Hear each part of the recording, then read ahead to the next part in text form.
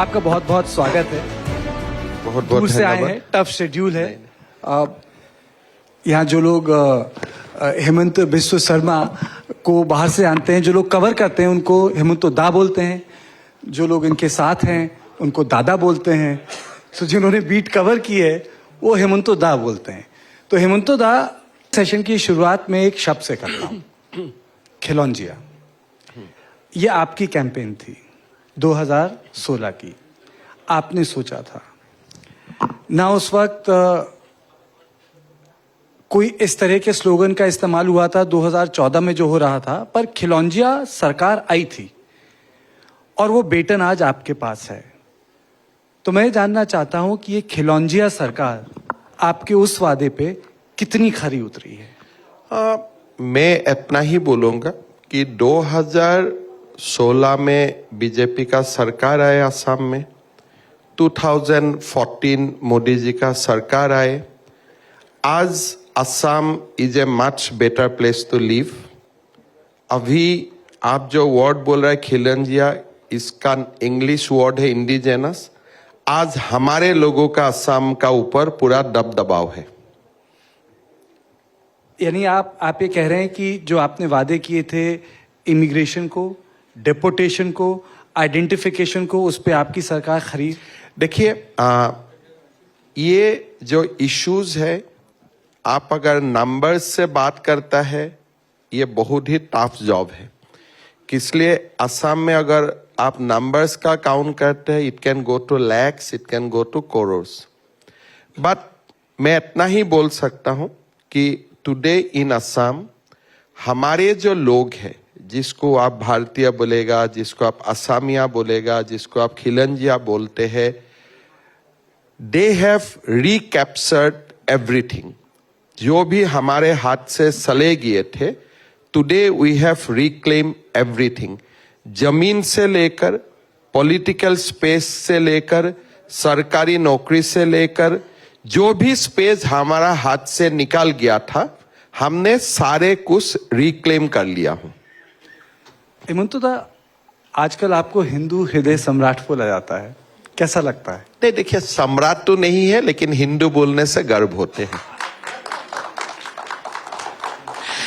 लेकिन उसका उलट ये है कि अगर आप हिंदू हृदय सम्राट बने तो उसके लिए क्या मुस्लिम विरोधी चेहरा होना जरूरी है? और ये सिर्फ मैं असम में बात नहीं कर रही, आप झारखंड गए, वहां के आप सरप्रभारी थे। मैं पद्मजा जी, मैं आपको एक बात बताना चाहता हूं।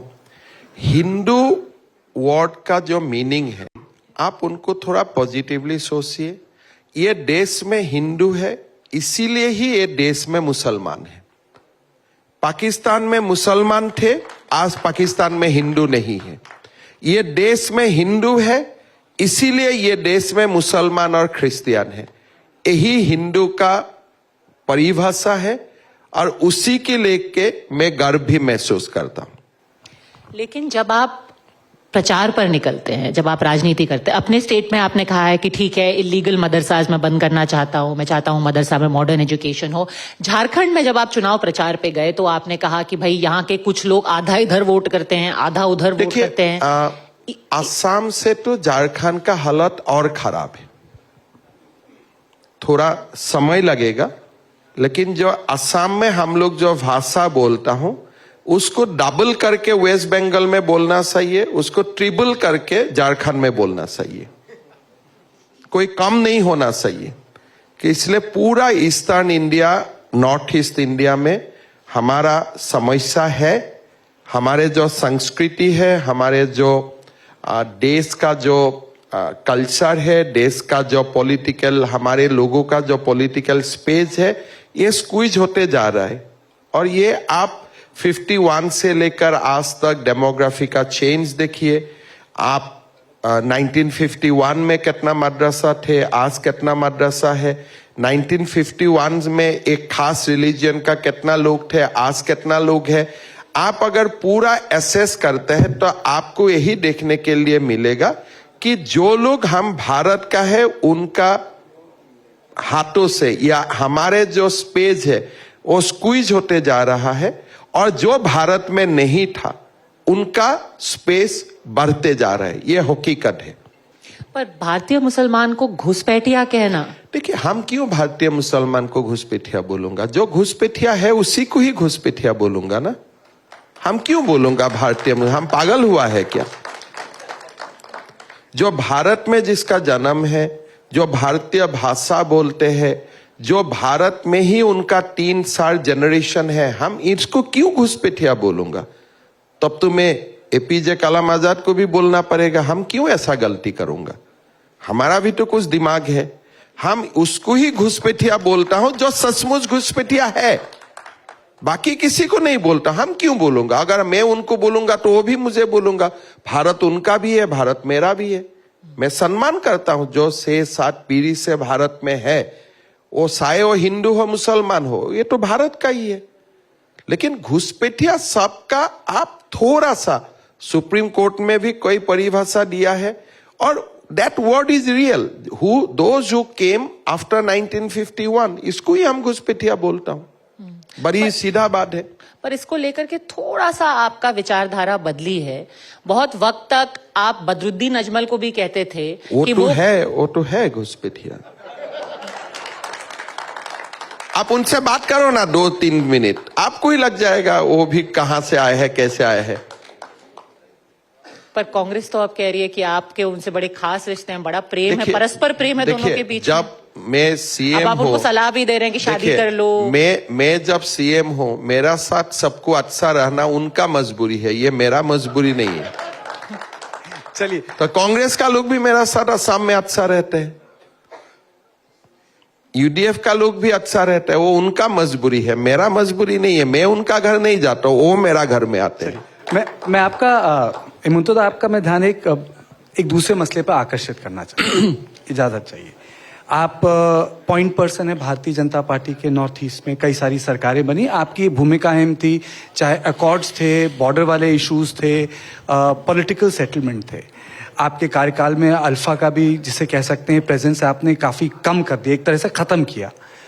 पर आज उत्तर पूर्व में मणिपुर की समस्या इतनी क्यों बढ़ी और 2 साल तक प्रशासनिक रूप से चलती क्यों चली गई? देखिए, मणिपुर का जो समस्या है वो 2 साल से नहीं, ये देश का स्वाधीनता का समय से ही है।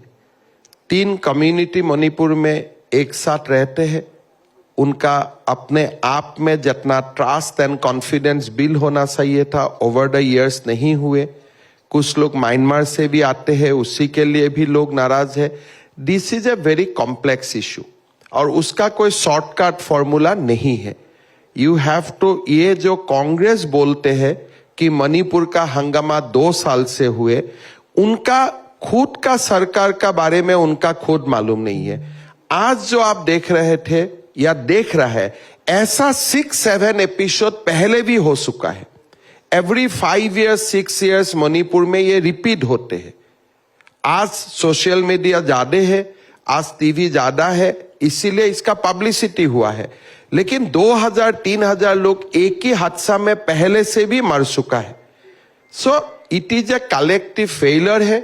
आप भारत सरकार को बोलो, मणिपुर सरकार को बोलो, पीपल ऑफ नॉर्थ ईस्ट को बोले कि जो 3 जातियां वहां में रहते हैं, नागा, कुकी एंड मेइतेइज, उनका बीच में जो ट्रस्ट एंड कॉन्फिडेंस होना चाहिए वो बिल्डअप नहीं हुआ है। उनका बहुत सारे रीजन है।